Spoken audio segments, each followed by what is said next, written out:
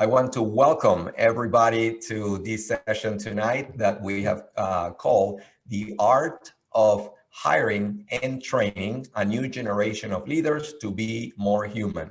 My name is Luis Moreno. I know many of you, as I start to see the names here, I know many of you, but I know we have a number of folks that are Lars friends that I don't know them all, so it will be a pleasure to get to talk with you tonight, and then also to have the opportunity to follow up and connect and have more conversations. So I am really excited to have Lars here with me. I have his official bio, so I'm going to go ahead and read here his bio, but then I can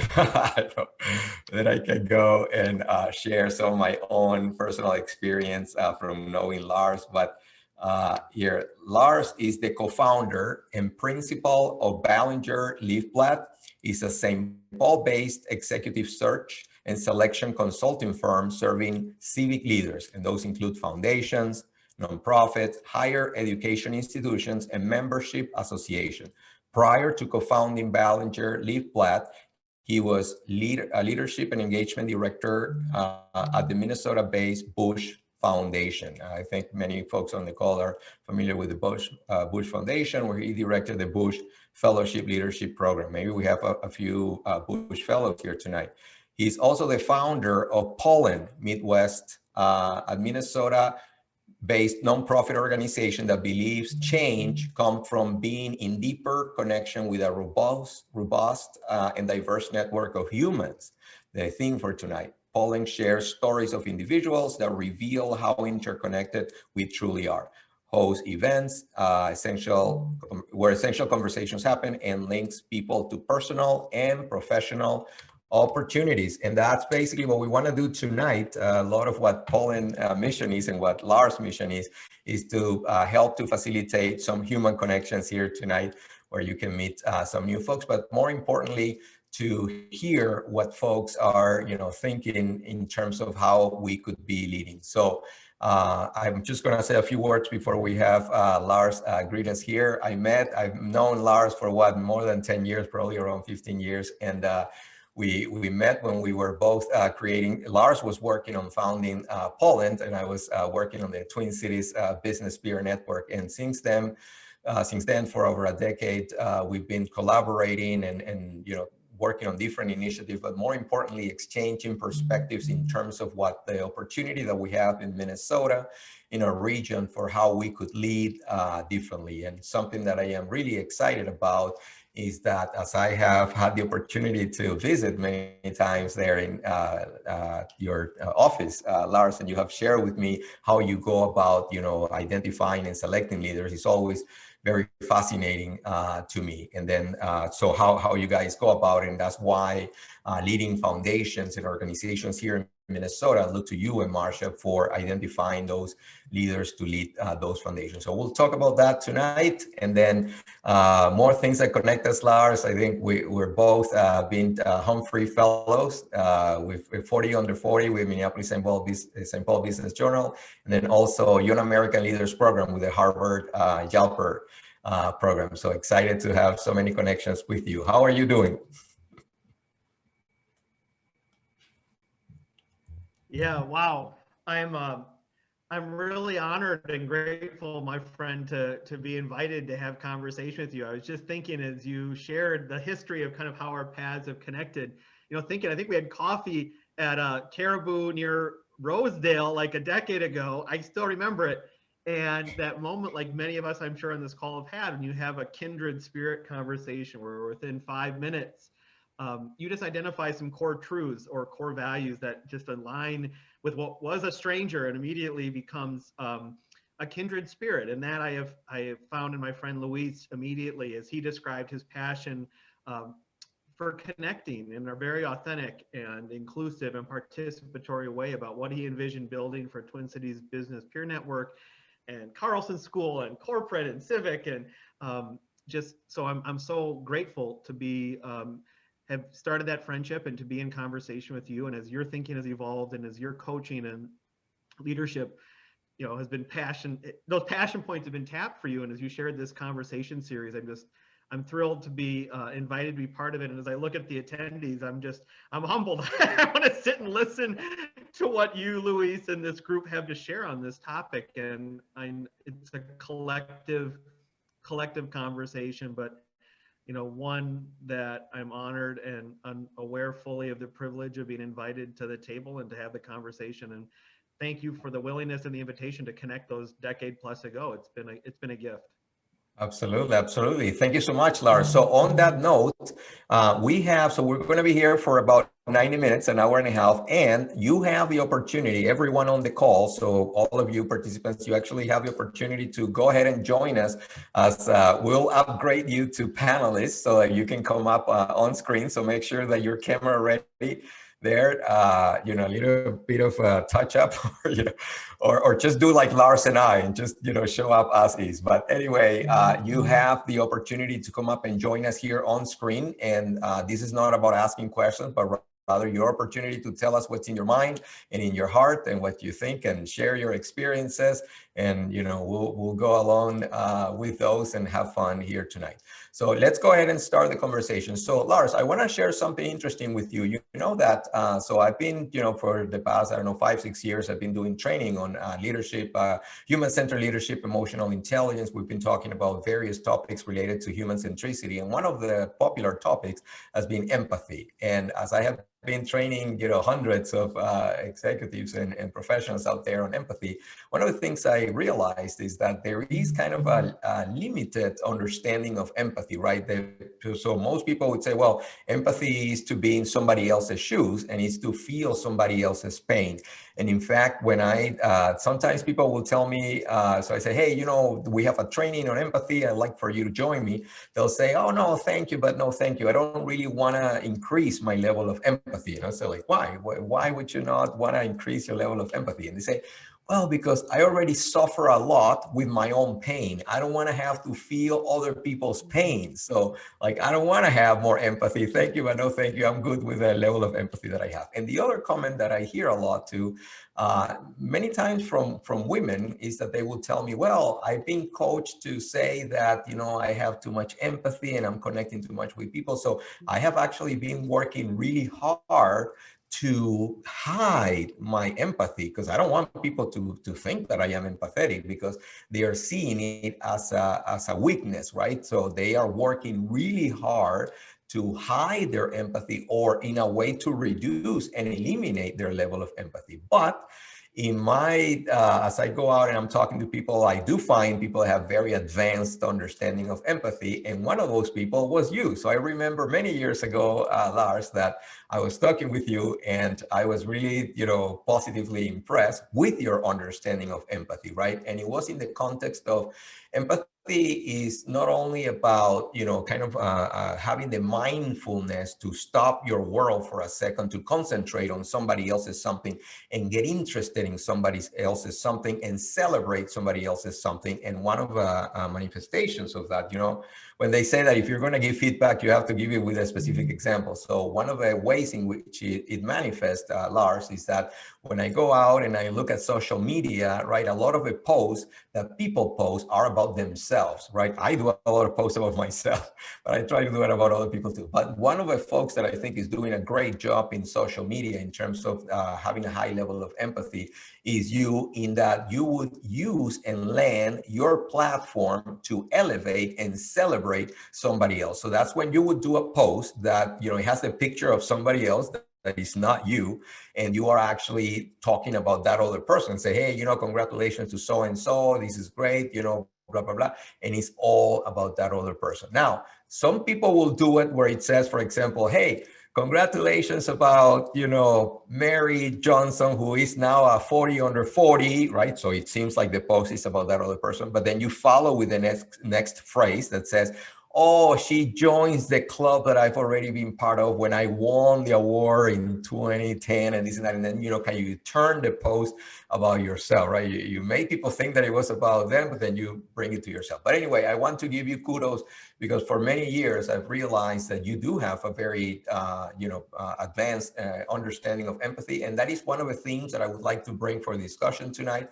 And I'd like to ask you, Lars, as you go out identifying find leaders to bring them into organization. Is empathy something that you pay attention to, or you look into as you're looking at the characteristics of those leaders? Yeah, well, thanks, Luis, and thank you for that specific piece of feedback around how you've experienced empathy. And I think you're right. Without platitudes, without examples, whether they're positive or constructive criticism, thank you. I'm grateful for that feedback. And as a connector, that's the type of feedback that fuels connectivity, right? When the tank runs low, you get that type of feedback to continue to try to lift others up or celebrate others. So thank you for that feedback. I think the question of how, as Luis mentioned, for those of you that I haven't had the opportunity to connect with, Luis mentioned in my day job, and I'm here tonight speaking as Lars, as we're hired by an organization to present an opportunity in the community and interview leaders and bring back to that client leaders. Yes, empathy matters. And I think how it shows up, Luis, and again, I know this is a conversation for the evening, but I think things that I would say, what do our clients perhaps, what are some of the words outside of saying we want an empathetic leader, what they use to describe that, and what Marcia and Damon Showholm and our team are listening for? I think empathy often shows up in an active curiosity and in an active listening in terms of candidates that show mutual respect. They show active listening in terms of both seeking to clarify what you're sharing with them and asking questions to inform kind of a better grounding of their sense of what are you looking for, how might I be a fit, and then introducing themselves as a fit with what that client or that organization might be seeking. And I certainly have experienced empathy in some ways linked with active listening or curiosity, but I think that overlap and how I've seen it play out in the last 14 years of search work of some sort, like leaders that themselves or candidates that show empathy to me often are demonstrating and modeling that type of active listening, that curiosity about wanting to ask questions before declarative statements or I-centric statements. And there's a mix certainly of that, but I certainly remember that about you in some of our early conversations. You were asking great questions very quickly about who was I, what was this pollen thing, how might we work together? And I think that type of question, and not just question to ask it, but you are asking to listen and hear and then respond to what you had just heard. And I think that's some of the building blocks of empathy and action that perhaps we are tasked with listening for and then vetting with candidates that are interested in exploring something we might be working on. Thank you, Lars. And thanks also, I think that it would be valuable, it's valuable to me, and I think it'll be valuable for participants tonight as you share those things that you're looking for in leaders. As as folks, some of the folks on the call are, exploring opportunities and are looking to, join wonderful organizations. What is that lens? So just quickly, for everyone on the call, start to warm up. We're going to be opening the call for folks to get up here and join us. So we're just going to talk for a few more minutes as you guys get warm up and ready there to join us. But one of the things that is interesting, Lars, is that, we all know now is cliche, the whole idea of, listen to understand, don't listen to talk.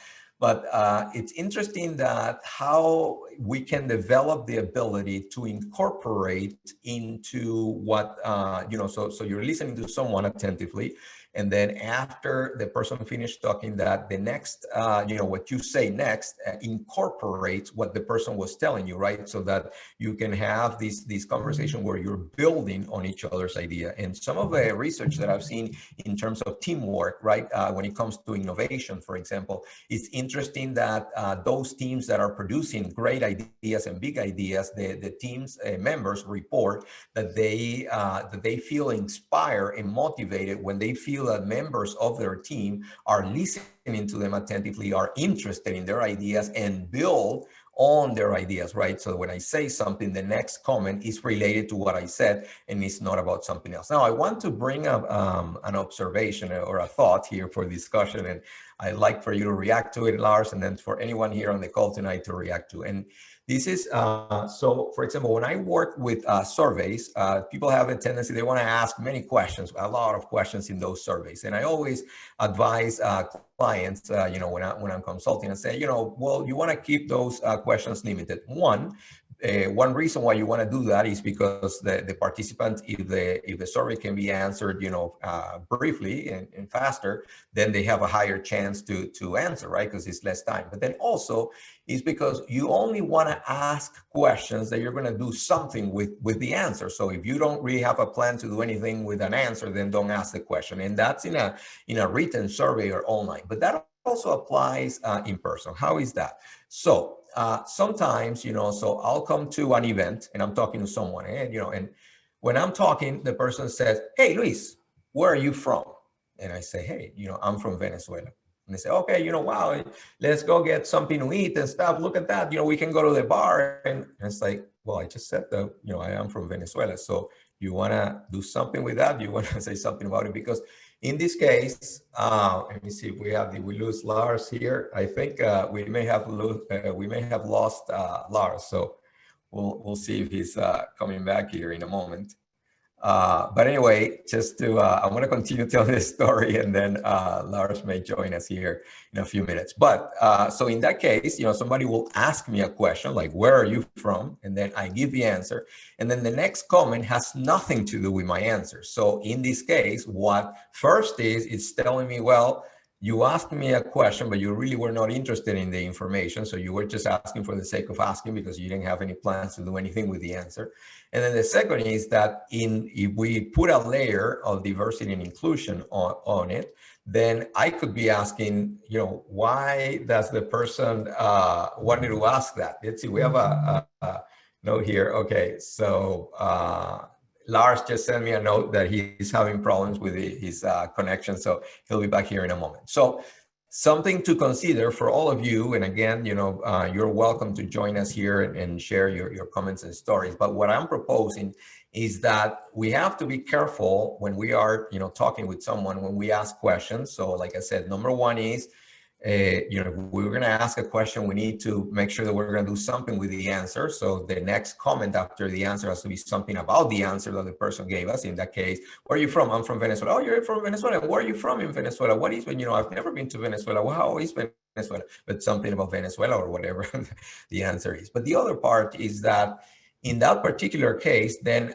if you didn't do anything with the answer, I could be wondering why, where did that question come from? Why did the person want to know where I was from if he or she did not have any plans to do anything with the answer? So that could be an exclusive thing that I could be feeling, well, was that question just to kind of bring up a point that I am not from here? Because, what was the purpose of that question, right?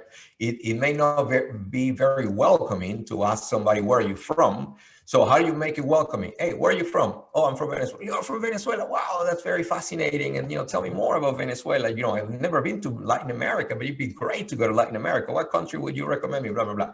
And then you kind of go on that, and then you make it more welcoming experience. But here we have Lars coming back. So those nightmares you wake up from. My Wi-Fi went kaput. I'm so sorry, Luis. I'm so sorry to those of you that have made time. My apologies. Yeah, no, not a problem at all. And so I thought I had said something and you didn't like it, and you say, I'm just not going to be in this thing anymore. No, all of a sudden, no. I just have the 5 o'clock, of course, router decides to go kaput. So my apologies to you, to our attendees, and sorry about that. No problem at all. So anyway, I was just finishing the story here with the participants. Obviously, that when you ask a question, make sure that you know how to do something with the answer, because otherwise, if you jump to the next comment, the person is wondering, why did you ask that question, right? Okay, so good. Let's see. So why don't we go ahead and read a few comments here and check if people are already ready to go ahead and join us here. But let's see, we have a bunch of comments here. Wow. Okay. So folks sharing their LinkedIn profiles. Thank you for doing that. A bunch of LinkedIn profiles. So if you're not shy, go ahead and link on those two. We have Jonathan here asking if you are on LinkedIn. Lars, are you on LinkedIn? Lars, do you know what LinkedIn is? Are you on that platform? I am. Luis, could I also offer that if folks would like, I think they can raise their hand. I've got the attendee list pulled up, and if folks want to join the conversation visually, put yourself on the screen and either pose a question, a comment, or talk with the real magnet for this conversation, Luis, please raise your hand. I'll scan it and I can make you a panelist so that you can join us on screen and offer a comment or a question or a piece of feedback. Perfect. We have a question that was submitted here. So by John Alto from Minneapolis, Minnesota, here in the US. So says, Lars has had a great career in traditional business recruiting before becoming successful in foundation and other entities. I can certainly see the value in high EQ with foundations. Question is, do you find that in traditional business, this is really truly important, empathy, great human kindness and awareness, or is it still, I need the next Steve Jobs superstar, not really known for his empathy? Fantastic question. Go ahead, Lars, take that. I think that is a really good question. So the question of kind of is the desire from a hiring manager, a hiring executive, a hiring board on this empathy or this notion of human empathy confined to civic organizations, if that's a nonprofit, a foundation, higher education, a member association.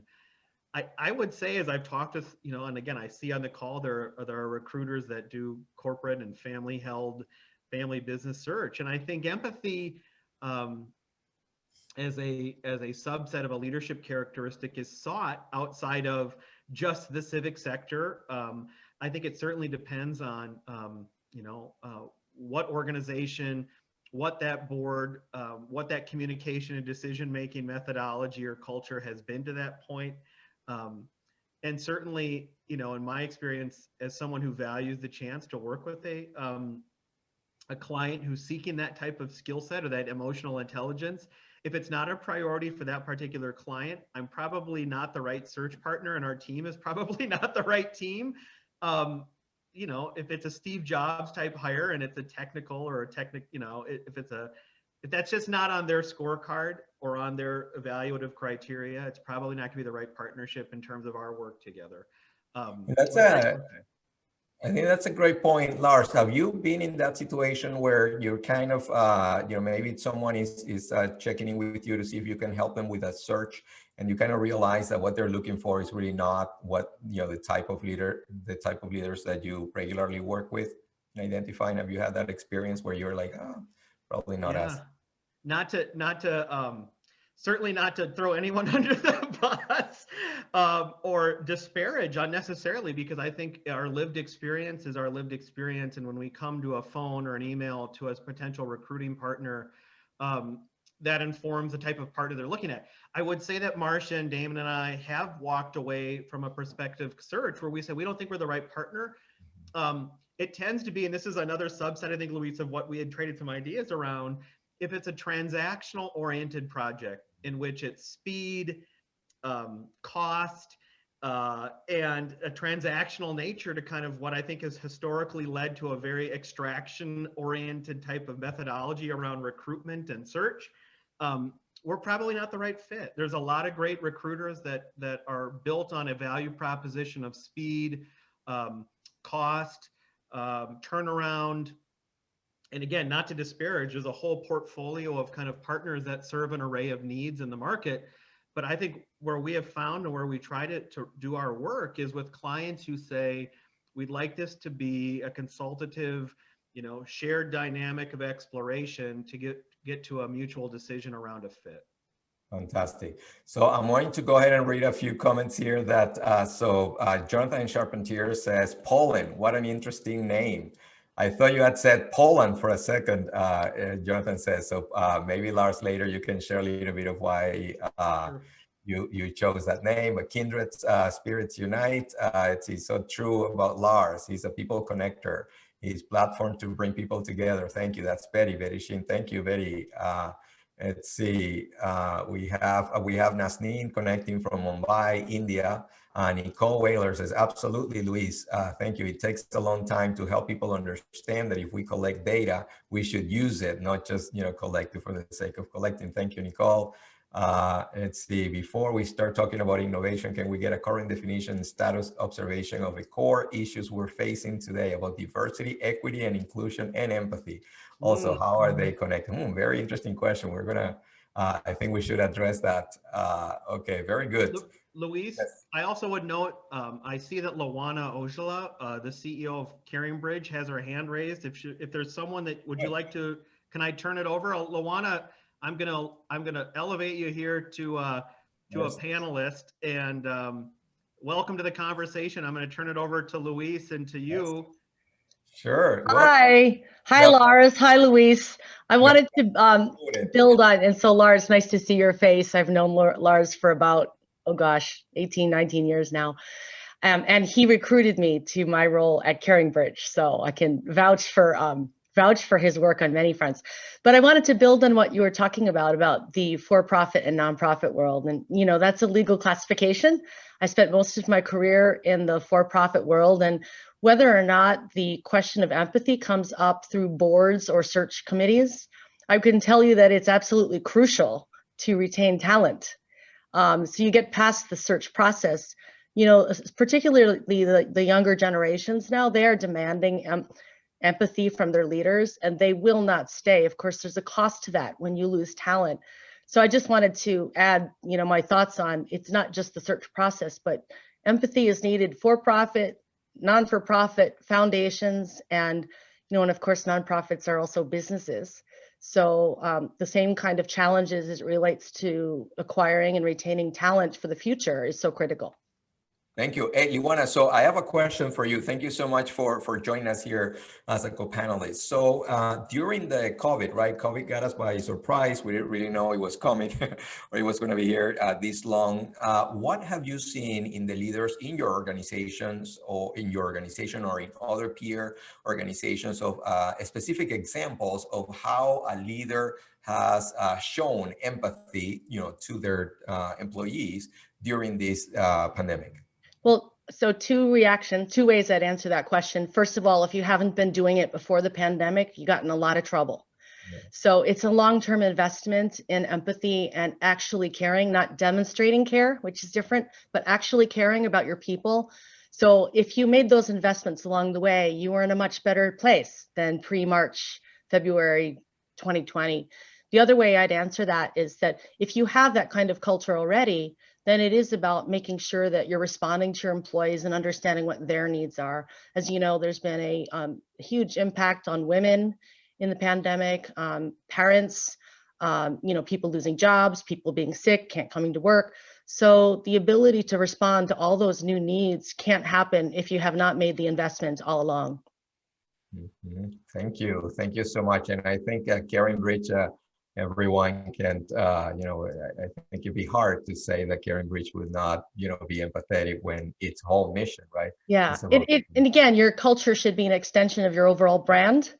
So that is very much a corporate construct. If you're doing something out in the world and then you're not doing it in your own house, there's a disconnect with consumers, and they're pretty smart consumers these days. So they're going to see that.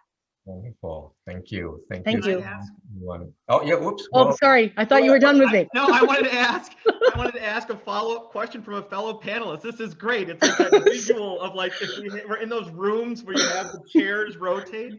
And to get on the screen with two of my favorite people and friends. Can you speak, Luana, and not to put you on the spot and whatever you can, but I know you've also had you have a number of experiences in a board capacity that you served as in addition to a CEO and a shared governance model. Can you just comment without any specifics, but just your observation as a board member of places like Blandin Foundation or NPR, where you see this conversation about, the topic of human-centered kind of, how does that manifest in a board setting to inform your collective decision-making or conversations with the executive teams that you're coordinating with? It depends on the board. Some people see that as like a risk assessment, because of course your brand is very important in the marketplace and there's a risk when it's in jeopardy. I think other people see it as it's just the right thing to do. So we need to invest differently in this way. And there is a huge push these days at boards to talk about things like diversity and inclusion and making sure everyone has room at the table and sharing the voices and the stories of multiple different facets of our society. So there is a huge momentum in this, I think, at the board level. I think new people seeing responsibilities as board members to ensure that their boards are more diverse, that there is more gender equity. So it's a great moment in time for people to be looking at themselves in this pandemic. And as you think about things like board governance and recruiting, there is a lot more momentum. I see it happening here in Minnesota and lots of other places around the country, but hopefully that momentum will continue to extend beyond the risk assessment and more about what's the right thing to do as an organization. Thank you. And Liwana, here is a comment that a panelist has left for you. Says, so this is Jonathan Charpentier, says, thank you for saying that, Liwana. I'm also the local president of an Indian nonprofit organization from West Bengal, India. I am French and moved here 6 years ago. I'm also a business owner, photography, marketing, art. I see the same challenges in our nonprofit organization that in my business. It seems to me we should unite nonprofit work so that we go in the same direction. So it seems like you have a connection here so Jonathan, go ahead and connect with Liwana. Please do. And I'll just say, I just want to reiterate that nonprofits are running a business. So it feels like there is a disconnect by the way people think about that legal classification. And I'm a lawyer by background, so I always talk about this, but it is so important that people get, this is a business. We still have to run it like a business. We have to consider the same risks, and the for-profit should take a cue from the nonprofit world about some of the movements that we've made in things like diversity and inclusion and inspiring empathetic leaders and things like that. So sorry, I get so passionate about this topic, but I'm going to step away unless you have other questions for me.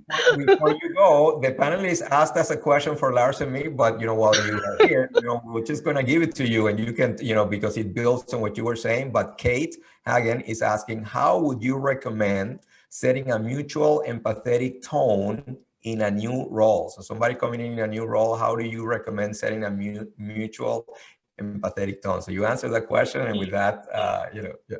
Well, people need leadership. So if they see it from their leader, they will respond. And as a leader, you have a responsibility to set that tone. So it really starts with you. If you are the leader, you better set that tone, because you shouldn't expect to get that just because the role you serve. I mean, it's such a simple answer, but if you're a yeller and you're a leader, you're going to get yelling. If you are not understanding or you don't care, that's what you're going to get. So there is this special burden that leaders have to set the tone for what's okay in an organization. And you also have to be willing as a leader to make the decision. If people aren't playing by the rules for the tone that you've set, it may not be the place for them. Those are always very difficult conversations, but it's really important to set the tone and then live by the tone and make decisions based on the tone. So it's not that hard of a concept. It's just really hard to do. But if you are true to yourself and you are the person you bring to your team, then I think that's what you'll get back. And that's the gift that I feel like I've gotten in organizations where you not only set the tone, but you live the tone. I love that. Leave the tone.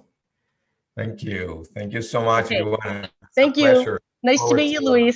Yeah, nice to meet you. Looking forward to collaborating. I'm going to write you down here, and we'll connect on LinkedIn. So we had our first, co-panelists here join us. This is a reminder that any of you here with us tonight, has the opportunity to come up here with us and join Lars and me. And I want to touch on, continue on Liwana's comment that I find very interesting and, valuable. So Lars, I've seen some, some nonprofit organizations that are, very caring out there, trying to work with the community, do good work for, the common good. And then they're trying to run themselves, to run more effectively, like Liwana was saying, this is a business and we want to run it and we want to make sure that, we can be as effective as possible. So they feel attracted by leaders that have been very successful in corporate, right? So folks that have moved up all the way to a very senior role as an executive, and then they are retiring, and times open up, you know, in their calendars, and they can now be, they can make themselves available to come in and join a board and help. But there are instances where a person with a great mind that has the capacity to make very, you know, great decisions for aggressive growth and can help that organization, you know, get better structure and become more efficient and make more money and reduce costs. But that may be a person that, you know, throughout their careers, maybe didn't really spend a lot of time with the community, or did not, you know, maybe say if this is a, you know, a Caucasian person that has not had the opportunity to spend time with other communities of color, you know, Latino, African American, Asian, and other communities where there is not that lived experience to understand some of the you know, some of the challenges and some of the dynamics in those communities. So then when they coming in and doing these decisions on the computer and on paper that can look pretty good, but then may affect and have implications for the community in a way that they cannot understand, right? So then, you know, my question to you, Lars, in those instances, you know, have you had those instances where I really look at that cat, beautiful. So yes, another panelist. We have another panelist that has joined us here. But anyway, it would be a leader that has been very, very successful in corporate, but kind of coming into the nonprofit world, making decisions that may kind of have a negative effect on, and like what I was saying, in terms of the brand of a nonprofit organization, kind of really in a way be a risk to the organization by making some decisions that look great on paper, but may affect the community in a way that they may not understand. Thank you, Luis. So I want to make sure I heard your question or comment or your inquiry. What I heard was those scenarios in which a nonprofit is exploring a leader, and he, she, they is coming out of a primarily corporate background without perhaps much lived experience or experiences with the communities that that particular organization seeks to partner with, serve, or support. Is that, again, kind of what are some of the observations on what happens when that overlap happens? Yeah. So comment on that dynamic, and you know, Yeah. what have you seen out there about that? So again, I would welcome, I want to open this up to those of you on the attendee. I see several CEOs that I know. This is your lived experience as you talk with board members that might be prospective board members, Luis, or prospective VP or CEO hires. So I will turn it to the group too. I would observe that, you know, Marcia and Damon and my partner Damon Showhome, I see, has joined us on the call. You know, Marcia, Damon, and I and our partners. I think when we're talking to leaders that are thinking about that exploration of moving from a corporate role to the role or the business model of a nonprofit, I think where I can tell you what I can see is a weird way to think about it, where I see the trip ups occur on both sides, because I think it's informative to how we think about what might inform people who are thinking about that on either side.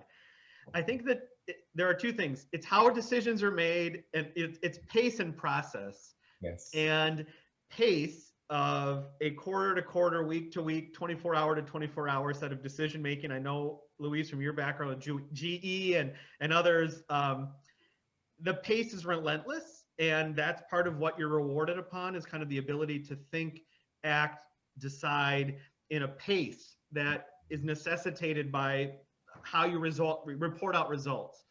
I also think the decision-making process is what trips up a lot of folks who've been very successful in a high-paced, linear decision-making kind of power structure. And you move into nonprofit, and I'm speaking broadly about the business model like Luana was talking about, of multiple stakeholders with shared power dynamics that involve a board, community, funders, alumni, donors. And it's just a different world that I think it's a participatory governance model that requires someone with the emotional intelligence to know that the pace and process by which they might have been really effective and successful in getting things done in a corporate setting, the ability to make those similar results happen in a model that requires a whole different set of conversations, buy-in, decision-making checkpoints, and a pace that perhaps is very different than how you've been used to being held up as a leader.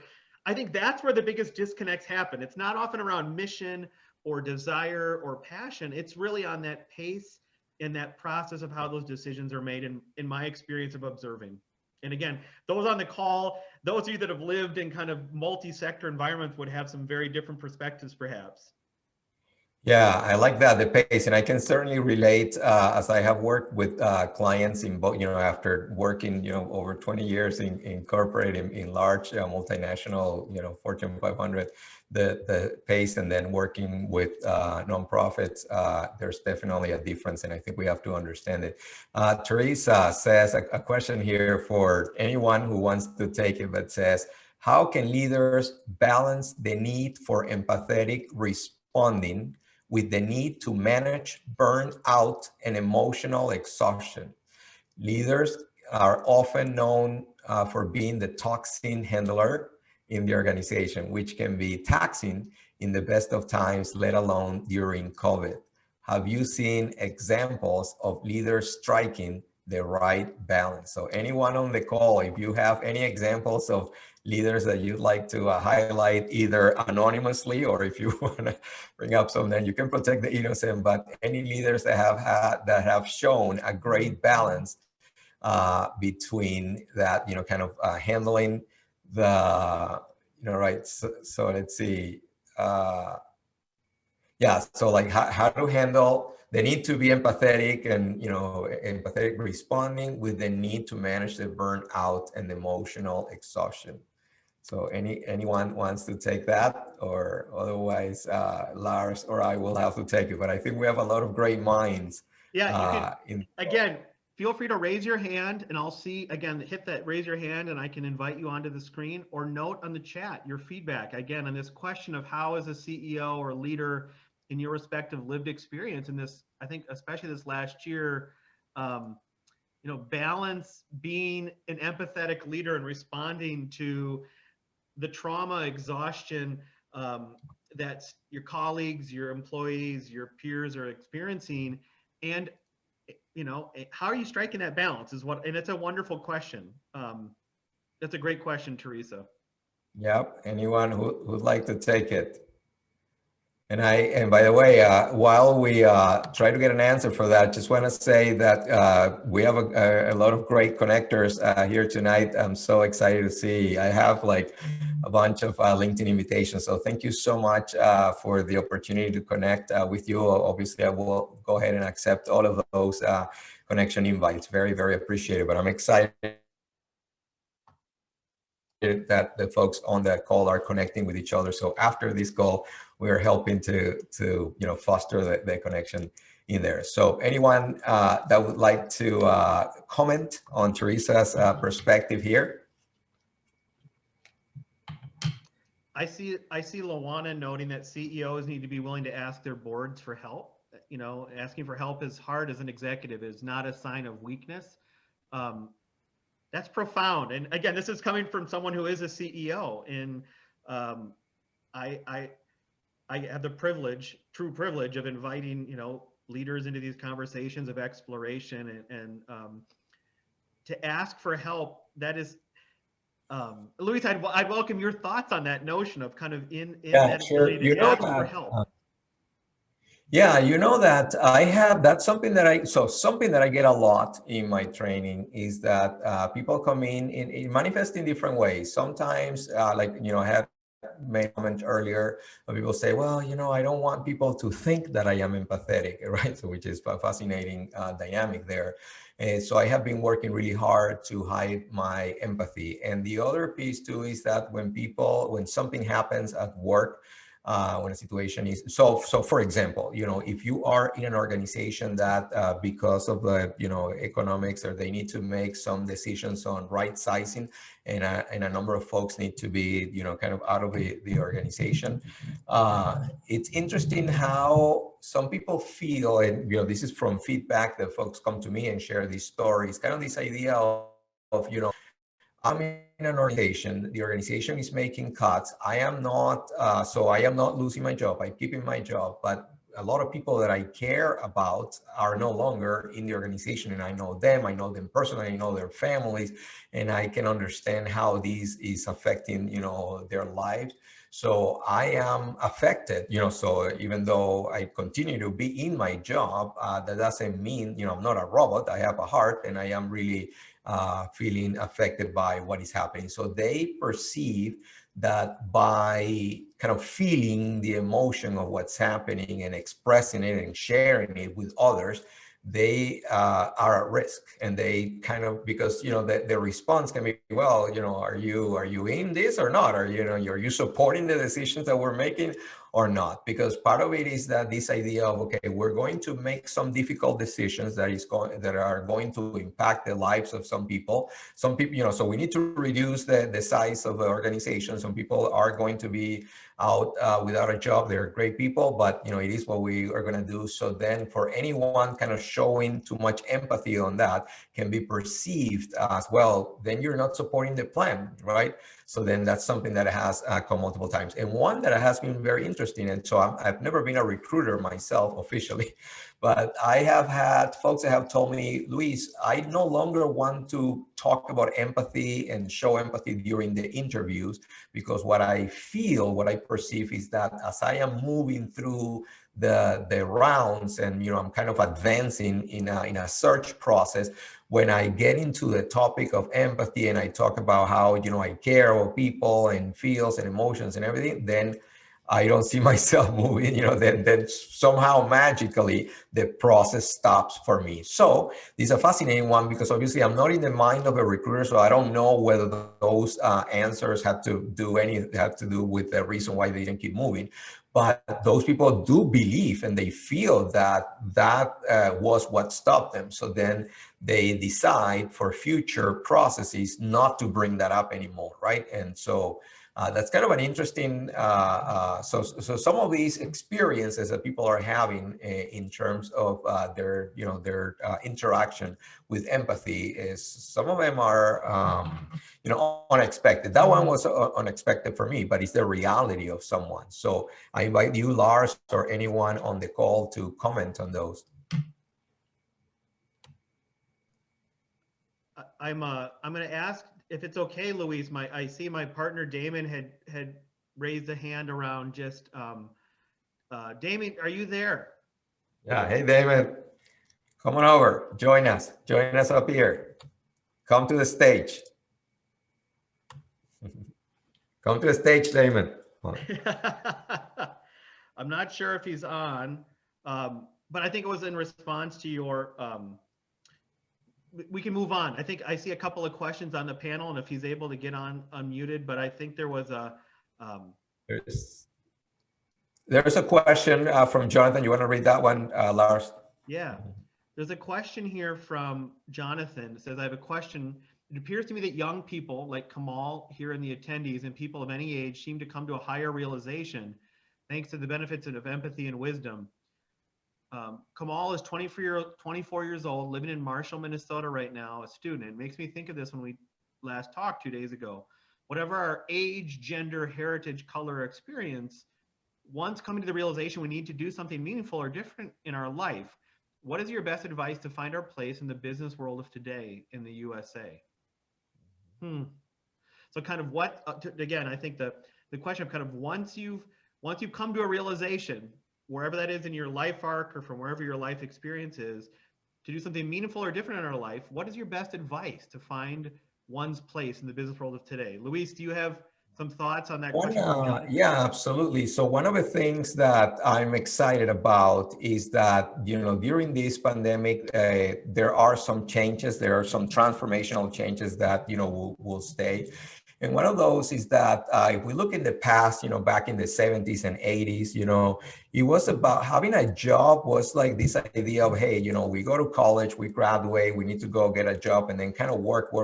And then a family will be very proud of well, and I would say a man in this case, if we think back in the 50s and 60s, where it was more traditional, like the man that was supposed to go out of a house and have a job. And so the family, it was very proud of this person that was working for 30, 40 years in an organization. And that's, source of pride. But even in those cases when a person was really not happy with the job. So the person was, 30, 40 years in an organization, but would come home, miserable, like really not happy, and in a job where maybe the person, stopped advancing for many, many years, were in conditions, maybe under, was passed over many times, had to report to people that knew less, than them.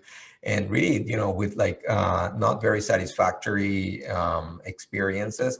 And even then, it was, source of pride that I have this person that has been working a long time for this company. And, we have a great 401k, and we're going to be great, when the person, retires. But I think that one of the changes that I'm seeing now is that, it's more about what is really making people proud and, of their parents or their relatives, is people that are doing something they like, something that they enjoy, when they're happy with their jobs, right? So, for example, in the, like a kid right now that is going to, so in the past, we will tell a kid, you need to go to college, you have to study to be a doctor, you need to be an engineer, you need to be a lawyer, you need to do something, one of these careers that make you money. Oh no, but I like humanities, I like the arts, I would like to do theater. No, theater, what are you talking about? You gotta be a doctor, you gotta, and culturally, it's actually seen in some, like in Asia, it's more common that, you're going to make sure that your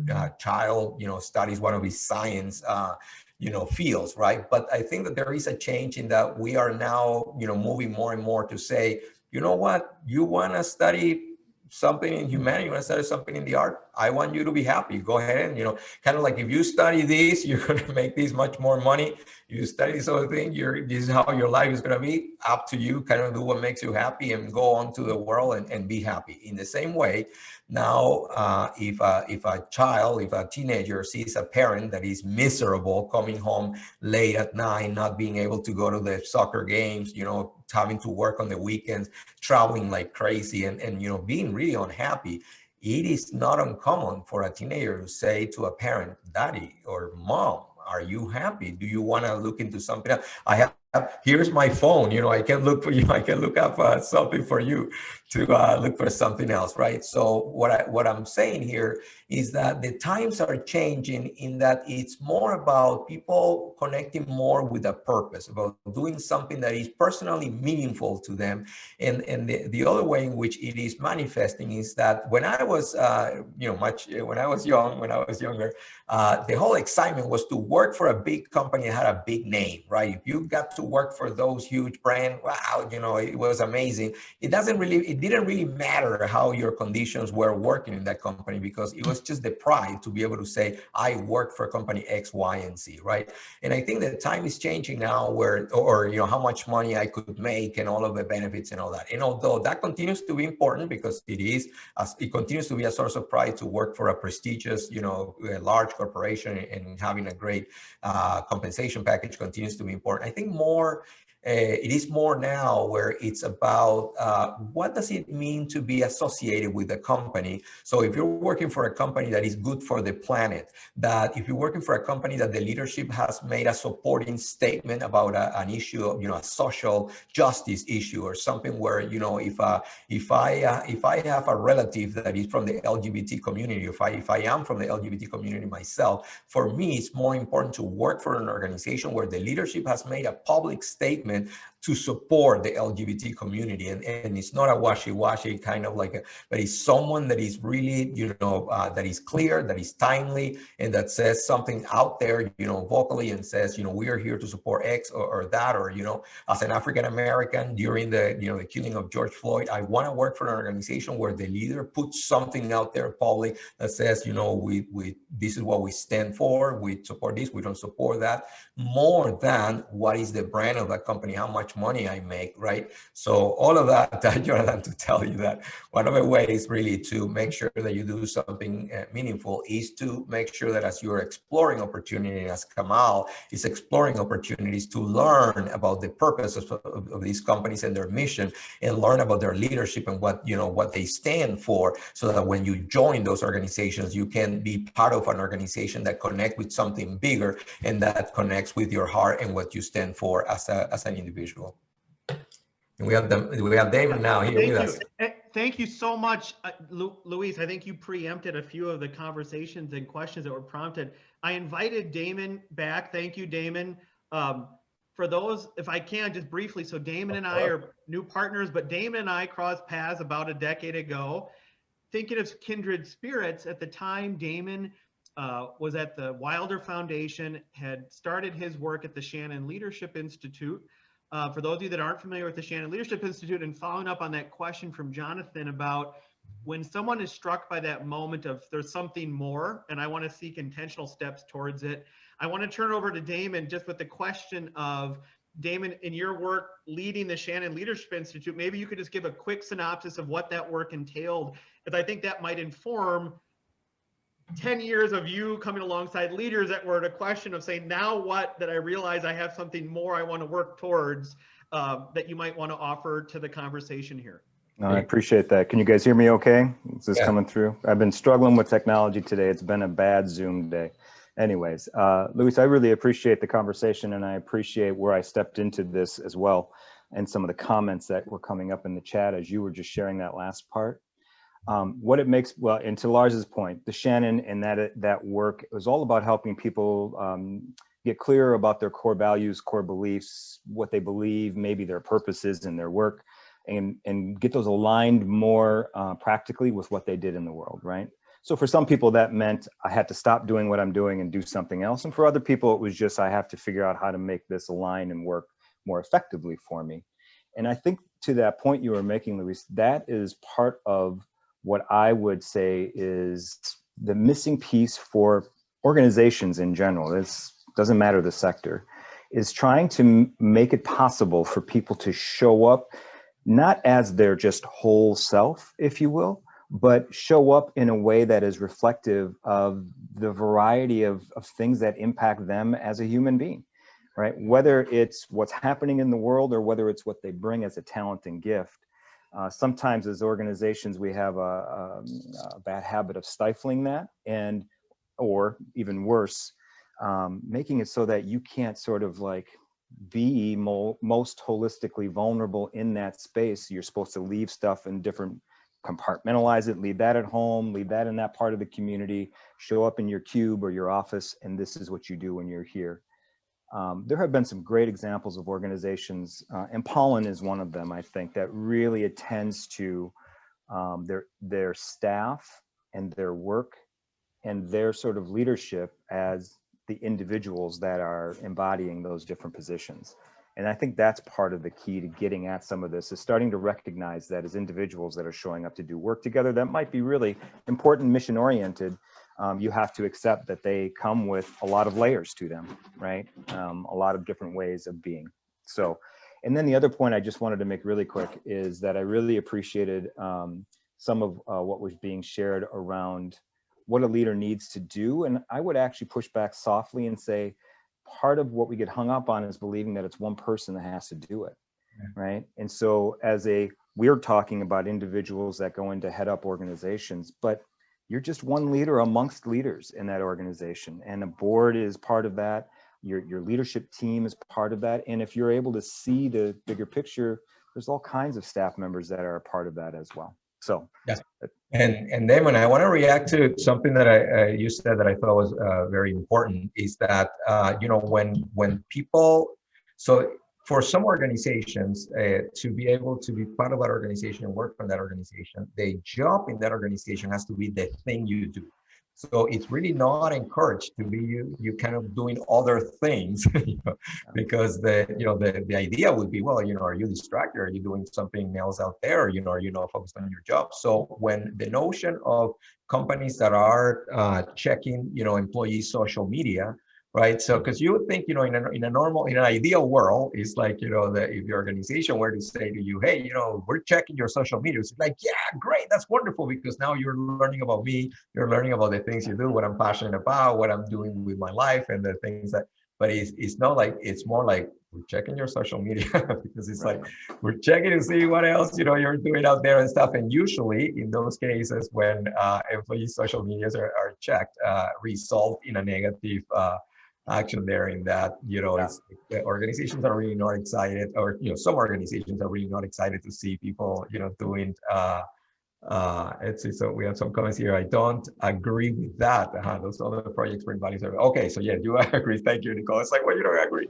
It's okay to disagree, but I think you mean that you agree. Yes, so that in this case, I have many friends that they have a day, full-time day job, and yet they are involved in something else, a passion that they have, and that they can excel and become really, really strong in that other passion that they have outside of their job.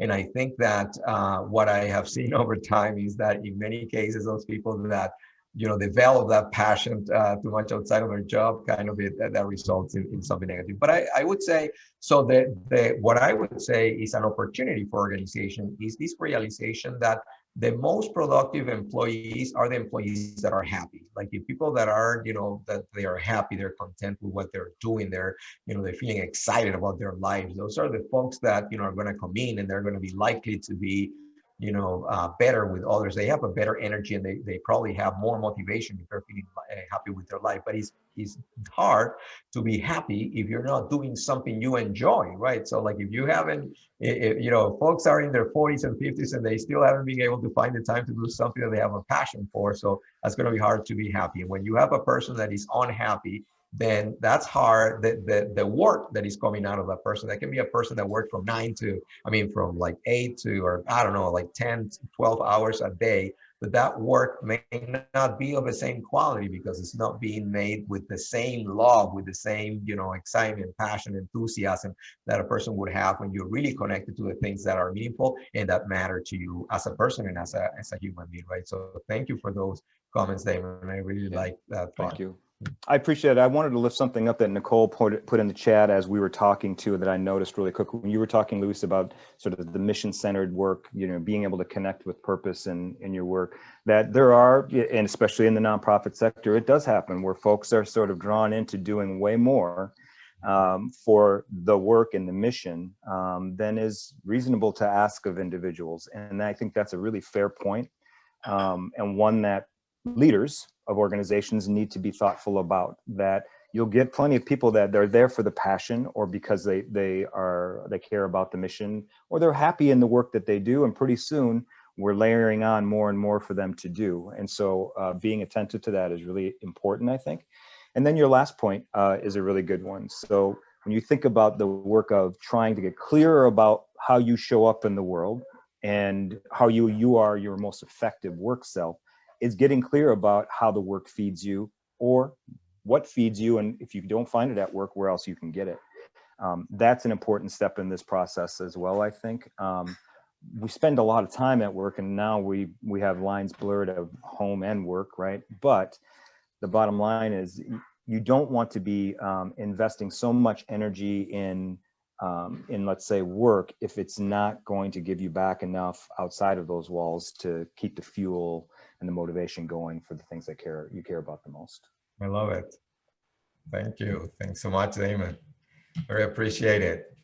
And so I'll say a comment there based on what Damon was saying too, is that sometimes when organizations see folks that have a passion for something, not only that, so as an employee, they'll be tasked to do more, but then also the volunteering part. So like people know that I have a passion for human-centered leadership, emotional intelligence, and, for diversity. And so like, folks will call me and say, hey, Luis, I have great news for you. We're making an investment in the Latino community. So we are committed that we're going to make this investment because, we really care and we respect the Latino community. So we would like to bring you as a speaker so that you speak with our, for our employees. And say, absolutely, thank you so much. That's great. Great. What kind of budget are you, talking about? Like, budget? What budget? So we were just thinking if you would do that for us. It's like, but didn't you just say that, you wanted to show respect for the Latino community and that you were making a commitment and that you were making an investment? Where is the investment? Because, like when you're making a commitment, the next thing after a commitment is budget. You gotta, thoughts and ideas are good, but if you don't have a budget to support it, you really are not supporting it. So the best way, so in that case would be, hey, I have a passion for that. I'm more than happy to do it. but it's like, how do we show respect to others? The first, if you want to connect with a community of color, like the African American, Asian, Latino, and others, the best way to do it is to show to them that you value them. And then when you invite them to come in and help you with something, one way to show respect and commitment and to try to build and foster more positive, effective relationship is to say, I really value your time, and let me know what would it, how can we help you? How can we support you economically? And I'll tell you, like with Poland, it's a great organization that has, I've spoken at Poland many times, and I have not asked for anything, and Poland has given me something, without me asking for anything. It's like, no, we believe this is the right thing, Luis. We want to give you this, and I take it, because the other part too, just to close this idea here, is that one way in which we can build effective relationship is in this dynamic of give and take, and so providing and receiving and exchanging, because that is how is that process of sharing, right? So I'm going to invite you. So something I give you is I give you an invitation to come to us. You're going to come, you're going to speak, and then I'm going to give you, a compensation. Some people say, well, no, I never receive anything. I'm not going to receive it. No, it's like, it's okay. I'll receive it, and then I'll give more to you. And then, I give to you, you receive, and you give to me, then I receive. And then by giving and receiving, and we're building all of these relationship. And that's a way to show respect and the willingness and the interest to build a relationship with someone is to receive and to give. Thank you, Luis. And I wondered if you might, there's a great conversation going on in the chat. I love this. So thank you to those of you that are just engaging with those around in this circle. And Luis, maybe you could talk, there's a question that was posed and then subsequent follow-up around, and you were just describing as a speaker or someone invited into an organization where the rubber meets the road of demonstrating a value that's espoused in terms of budget or reciprocity or actions that back those values. The question that was asked was, what interview questions would you ask, and who would you ask to ensure empathy is baked into the culture and is practiced by a potential manager? And I think that notion, this is from Kate Hagan, noting that people often leave, the manager, not the job, or the person you're working for, not the job. But it kind of aligns with what I hear you just describing about when someone espouses something, what's the follow-up question that either you might pose on either side of that table to explore if there's alignment? I'd be curious what you, Luis, see or think as you coach and consult on that, or to others in terms of how they've experienced a question that was profoundly insightful in aligning that. Yeah, and so Kate, thank you so much for that question, Kate Hagan.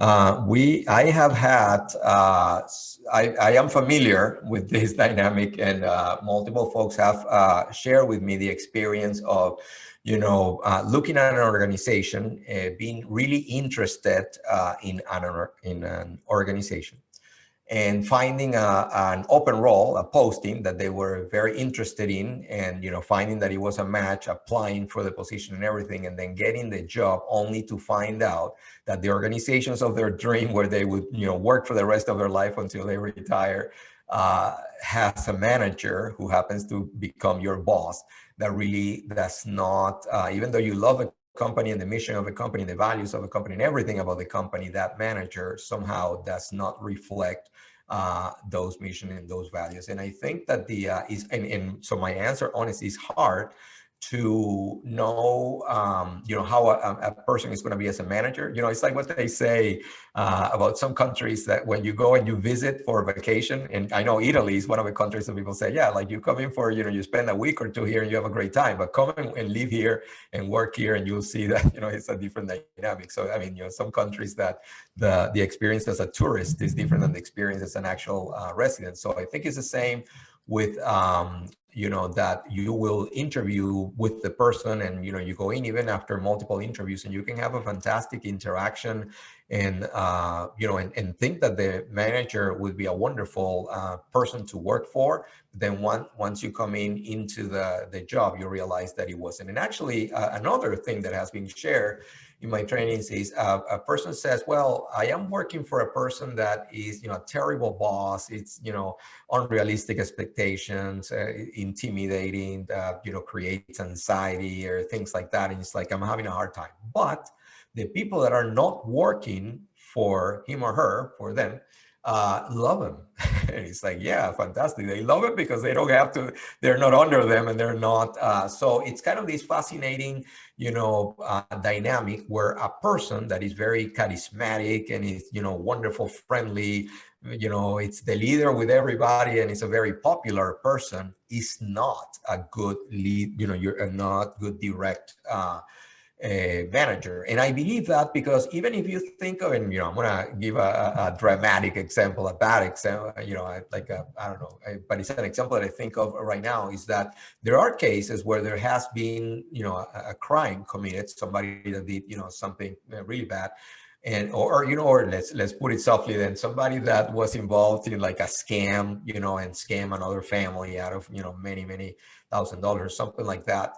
But the person is actually a great guy. It's a, from a personality standpoint, he's a very, charismatic person that is very popular and friendly and everything, but still was able to, do something, like a crime and get you. So in that same way, you can have a person that is very fun and entertaining and everything, very friendly, and yet not be a good boss. So I say that because it is hard to identify whether a person is going to be a good boss or not during the interview. Not impossible, of course, because if during the interview, or I guess the advice that I would give is that if you're in an interview and you don't feel a good chemistry there with the person that will be your hiring, the hiring manager that will be your boss, if it's just not clicking, and I know that some people will adjust what they say to be able to get the job. And I know, if we have bills to pay, we need a job, whether the person is a good boss or not, we have to take the job.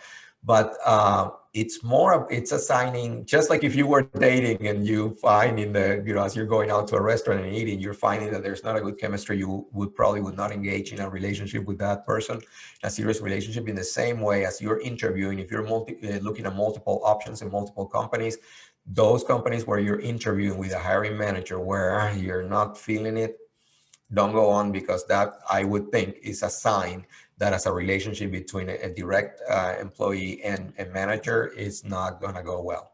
So I know that doesn't directly answer your question, but I just offer some perspectives. Thank you. There's several, I see several chat. The chat is exploding. That's good. There's also a couple of questions that came in, Luis. Do you want to look at those and see if either of those from Yeah. We have about 15 minutes. So this is, yes. I want to look to how you want to bring us in this last 15 minutes, kind of as a guest in your conversation here. What well, let's do something. This is what we're going to do. Let's take one of the questions. So we have multiple questions here pending, but we'll take the one here from Leng Sean. We'll read it and then, invite anyone in the call to come in and join us to help answer it. And, so that in these 15 minutes, I'm sure that we should have at least one more person to join us here as a co-panelist. So the question is, how do virtual Zoom meetings impact empathy in corporate environments, right? So what is the interaction there between empathy and these video calls? And then the other question, that we have two questions, is how about for children in learning environments? How does telecommunication impact empathy? So very, very interesting that, our kids, for those of us that have children, that they are learning now. We're always thinking, technology is positive. There are certainly many positive things about technology, but when our kids are now learning through video calls, how is that? What is the interaction that has with empathy? And then for us, in our jobs as we are in these calls, how does that affect empathy? So I'll start with one thought, and I'd love to hear comments from anyone in these last 15 minutes. Anyone that wants to join us up here, is that one of the things I've seen in multiple of these video calls is that we have monologues where people are really kind of just going on with what they have to say, and not really kind of building on the ideas. And that that happens in person, right? And that happens also in video calls. But one of the things I would say is, you know, when you are in a video call like we are right now, as another person is on camera, you know, speaking, commenting, and, you know, observe, you know, pay attention, look at not only the words that you are hearing with your ears, but also what else are you listening to with your eyes and with your heart. You have the person in camera, you can observe, see beyond those words, and make sure that if you have a good memory, you can keep those in your mind. If you don't, then take a piece of paper and you know, and be writing down kind of some of my points, so that you can then build on the other person's idea, so that every time you're speaking in a group, in a team, or with somebody else, you start your first phrase with something that is related to something that the other person said, just to build on that. So that's what would be one way, Len, in which, you know, there's kind of like the empathy role there in video calls is, let's listen attentively, let's pay attention to what the person is saying, let's get interested in what the person is saying, let's listen with our eyes and with our heart, and then let's build on what, you know, the other person is saying. And, you know, and the last thing is with empathy is like, you know, look around in the call, who is in the call and who is participating and who is not, and let's make sure that you can encourage, you know, those voices that are in the room, especially sometimes, you know, if there are younger folks, or, you know, or, you know, people of color, or anyone that has not been, you know, as active in the conversation. What can we use? What techniques can we use to incorporate, to encourage, to bring those voices, so that those meetings are more reflective of the people that are in the meeting? And so anyone, so you, Lars, and anyone who would like to, we're in the last, you know, I don't know, 12 minutes before we end. I have one observation. Thank you, Luis. And I just want to echo some of the observations you shared about empathy in a virtual, and then turn it over to this again, this amazing wisdom of the crowd that is assembled this evening on our chat and in our participant feedback. I think March 13th, I remember it clearly because it was 2 days after my birthday. It was the last time we were practicing in our office, right? I mean, being invited to be a participant in leadership search and transitions. And so it's been virtual since last March, right? Almost a year now. And I remember thinking, Luis, to that question of how could we replicate, or could it be replicated, that setting of having a board of 7 to 10 individuals around a table in conversation with a candidate to assess fit? And could that be replicated? And if so, what would the challenges be? And on this question of Zoom, and I just want to echo, and to anyone else who's been through this the last year and you're hiring or recruitment, I think it does take intentionality as a candidate sitting, whether it's one hiring manager or 3 or a panel of 7, that it's incumbent on that candidate to be the facilitator of inviting feedback from that screen. And I think Damon and Marcia and I, at least in our coaching of candidates, have had to be explicit in saying it's not like a room where you're physically around a table and there's that nonverbals you can sometimes cue off of in inviting and facilitating conversation. It's, you know, you as a leader and a facilitator really do need to be intentional about pulling people that may be in an observatory mode into the conversation. So I just want to echo what I think you shared, Luis, which is to say, to invite others into the conversation directly, which may not feel comfortable at first or natural, especially for those who are more introverted in their orientation, is a behavior that we have found in replicating kind of virtual leadership interviews and exploration. It's highly valued by the client. We really valued how Luis engaged everyone on the call. We really valued how Luis sought to make sure that everyone was on the call probed with a question. So I just want to echo that. I think your observation we've seen in practice, it's really acknowledged by those that are trying to assess that from a hiring lens in this Zoom moment in which behaviors will continue no matter how we get back to a new normal, I think. Yeah. And the other, so one thing to add to that, Lars, is also that understanding that, you know, kind of like this thing when we go about like privilege is maybe we have a good computer. We live in, so maybe I live in a big house where I have my own office space. I have a great new computer with a great connection. I have a great internet connection that is cabled in into my computer, and so like it's perfect for me. But when I am starting a call, I have a coworker that is kind of having a hard time and is connecting later or something like that.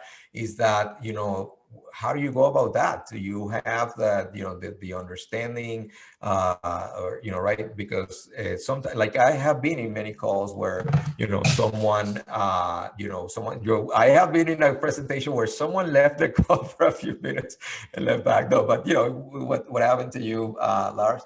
And yeah, that's right. When your cat appears and your Wi-Fi crashes and you're like, hey, sorry. I get on that. I mean, or you have a child that comes in and wants to hug the person in the call, or something else happening, or anything, or maybe the person says, hey, I'm gonna need to turn off my camera for a moment, or things like that. Then that's a good opportunity to show that you are human by connecting on that human side and being understanding of the situation.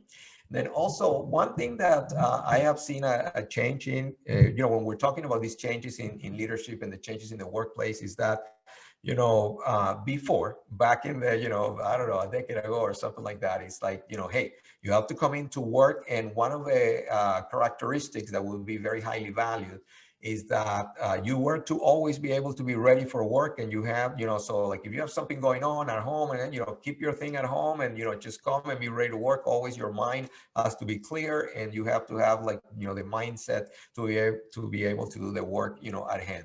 But I am now seeing more and more at work and with clients, and where people are feeling more comfortable with expressing their humanity, to say, hey, so I saw it, last year when we had the social issues of racial disparities, that people would say, hey, I had a call with in the day of a Capitol event. We were in a meeting, and there was one of my clients that said, hey, I don't feel comfortable right now. I am disturbed by what's happening, and I don't feel in the right state of mind right now to like be on this call. And so something that before it would be like, well, what's going on with this person? This person is not good for business because it's being affected by something so silly. But no, it's like in this case, it's understanding, well, maybe for me may not have been that big of a deal, but it is for that person. Is understanding the reality of that person and valuing, accepting that person's reality, and then following up with the model of feeling, expressing, and acting on. So feeling the empathy, someone's going through something, then expressing the empathy. Oh, I'm so sorry to hear that you're feeling that way. Don't worry, we can reconnect tomorrow. And then, acting by, offering a solution or something. And, don't worry about it. We're going to go ahead. I'm going to say something. And then the last comment, we only have a few minutes, but actually something that I've seen now more than before is that in the past is when there was a situation, a dynamic, as something that needed to be resolved, it needed to be resolved now. Like you were saying, when you were saying earlier, Lars, in terms of the speed, it is more common in corporate America, in these large organizations, that when something needs to be resolved, we have to resolve it right now. But I may not be in the right emotional state to resolve it right now. It could be something that is very difficult for me, or I may be personally going through a situation with a relative, with my spouse, with my parents or child or something, where I am not in the right emotional or in the right mindset to take on something difficult. So I have now experienced where someone says, hey, Lars, I know this is a difficult conversation that we have to have. I know that both of us are, a little agitated, but let's go ahead and, table the conversation. We can reconnect later in the day. Are you available at 5, or you want to connect tomorrow morning or something like that? And so basically postpone one conversation. So the notion that a difficult conversation has to happen right away is changing, where now it's not necessarily about how fast, how soon, and how fast and how quickly you can have that conversation, but it's rather how, what's the quality of that conversation. And sometimes you're going to have a better outcome by having that conversation at the right time, which could be a few hours later. It could be maybe a day later, but the outcome is going to be better, so that people are feeling more comfortable to say, I'd like to reconnect later today. So if you have not experienced that yet, get ready, because you will it's likely that you will, and then be ready to be understanding, to say, that sounds good, don't worry about it, we'll reconnect, and this and that. And I can tell you that generally speaking, in most cases, you have a higher chance of having a better conversation, because some of those emotions that can grab you, where you're really upset because of something, or you may kind of in your emotional state is agitated, there is a temporary thing that is an impulse, but that calms down, and you can use techniques like drinking water, like breathing, listening to classical music, walking, contact with nature. So some of these techniques are things that can kind of calm you down a little bit, and then talk with have friends that you appreciate on your speed dial, call them, talk about something else, and then return to the conversation and try that, because I tell you, you have a good chance to have a better conversation with a better outcome after doing those things. So we have only a few minutes here left. Why don't we go ahead and take any other or wow, what we only have 3 minutes left, but anyone that would like to come up here and join us before we do our closing round. You're on mute. Sorry, yes, we do have one hand raised. I'm gonna invite and I'm gonna pronounce it Kamal, but please correct me if that is incorrect, Kamal. Hi, Kamal. Kamal West. Hi, Kamal. Let's see if we a minute here before Kamal shows up. Kamal just graduated recently from school, from his undergrad degree, and I think he's you were going to be starting your advanced program, right? So a master's degree, Kamal, or? Yeah, that's correct. At Southwest Minnesota State University. Yeah, I just started. I just wanted to ask. So I've learned so much from you guys. You guys' knowledge is a lot, man. It's really great to hear from you guys and gain lots of knowledge. Thank you. Well, I have a question for you. Being having empathy and applying it in the workplace. I mean, I think like lots of people, in general, we believe that we cannot show, like you said, you cannot show empathy towards people. How do you get? I believe sometimes it's an ego thing in the workplace. How do people, how can you talk to someone in a way whereby we can put our egos aside and understand each other as human beings in the workforce? Thank you so much.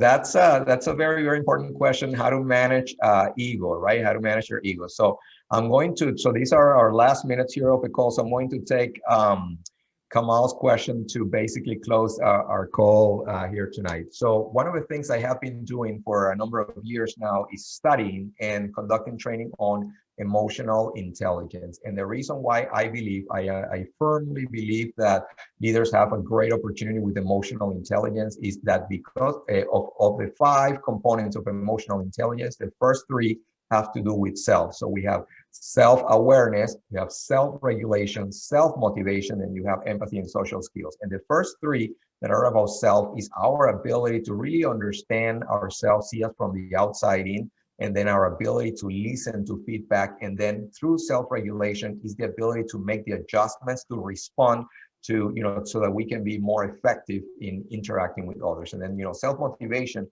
is really having that, energy and fuel to want to do the thing, to want to do the things and then to be better. So in this case, one of the things that we have seen, or, the experts that study these have seen, is that when you have a problem with egocentrism, so people that are too egocentric, and it can be a pathology, right? I mean, the people can really have a pathological problem that they are unable to experience the feeling of others, which becomes, narcissism. When a person has a narcissistic problem, right, is that your ego, you have just been conditioned into your life and you've grown up to be so focused on yourself, and your own world becomes so important to you that it is hard for you to really pay much attention to the things of others, because your first priority always is going to be yourself. So I recommend that we leverage the emotional intelligence. I'm a trainer.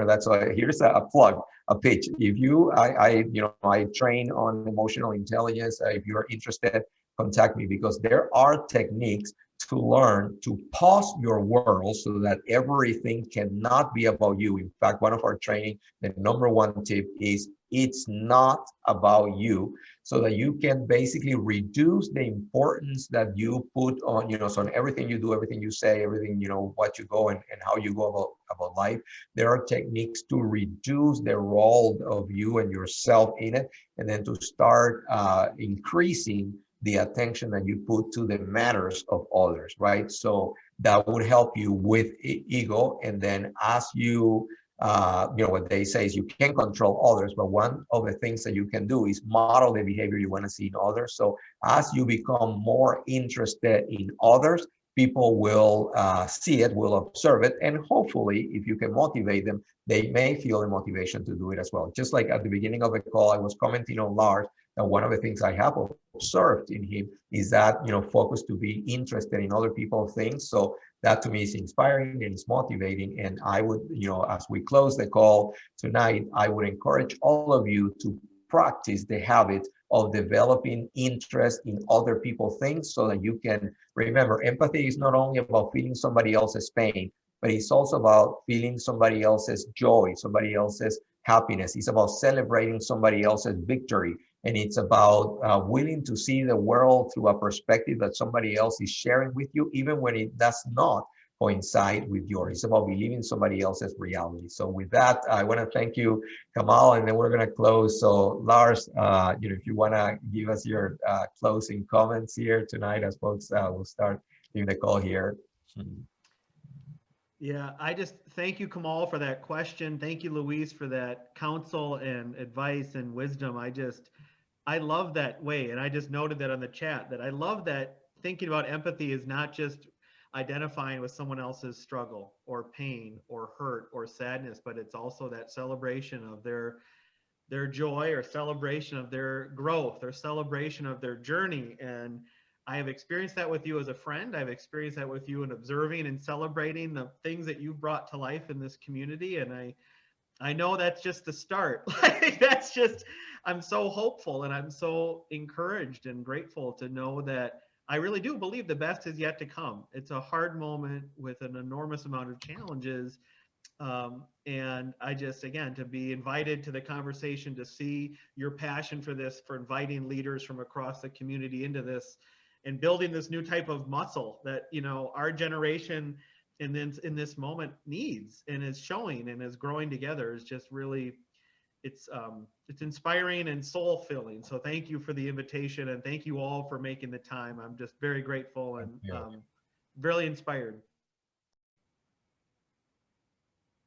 Before you go, so one of the things that happens in our brain is that we get excited when somebody says something that connects with our world. So when somebody says something to you, or when you're saying something to somebody and the person gets excited, it's because you said to them connected with their world. But one tip that I'll give you tonight, and an invitation to do something different, is that we can get in the habit of getting excited about something that somebody tells us that has no connection with us. So for example, it's like the jokes that we, even the training, is that somebody says, hey, I'm going to be going to the University of Indiana. Wow, the University of Indiana. Why, you went to the University of Indiana too? No, I didn't. But I am excited that you are going, because I hear it's a great university. So congratulations. The other example is, two colleagues are walking down the hallway there at work, and one says to the other, I'm so sorry, I have to go because I have to go to this meeting that is about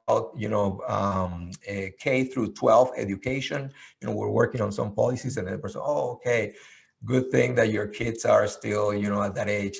My kids are already grown up. So how old are your kids? It says, actually, Frank and I, we don't have kids.